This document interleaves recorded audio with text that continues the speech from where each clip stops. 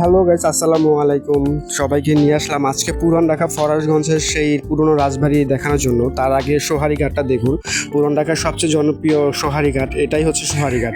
আর ওই যে লালবাড়ি বিল্ডিংটা দেখছেন, ওইটাই কিন্তু সেই পুরনো বাড়ি। সেই পুরনো বাড়ির গেট যখন আসলাম, তো ভিতরটা দেখানোর চেষ্টা করলাম। আর এই বাড়িটা কিন্তু হচ্ছে 150 বছরের পুরনো। একদম পুরো মোগলের সম্রাট যখন ছিল তার আগে থেকে এই বাড়িটা করা, তারপরে 150 বছরের উন্মোচন দেওয়া নাম হয়েছে। আর এই বাড়িটা কিন্তু বাংলাদেশ সেনাবাহিনীর আন্ডারে কর্তৃপক্ষ আছে। এখানে জনসাধারণ প্রবেশ নিষেধ, তাও কোনো না কোনোভাবে ঢোকার মানে সৌভাগ্য হয়েছিল এবং আপনি দেখানোর চেষ্টা করছি।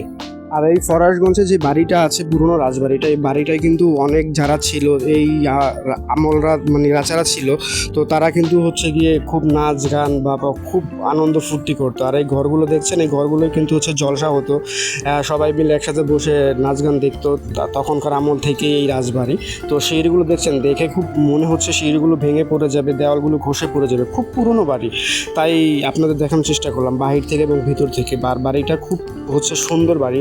আমাদের বাংলাদেশের সরকারের উচিত যে এরকম একটা বাড়ি সুন্দর মেরামত করে জনসাধারণের জন্য উন্মুক্ত করে দেওয়ার, তাহলে হয়তো আমাদের দেশের মানুষ অনেকেই জানতে পারবে, আমাদের দেশের সম্পর্কে দেশের মানুষরা জানতে পারবে।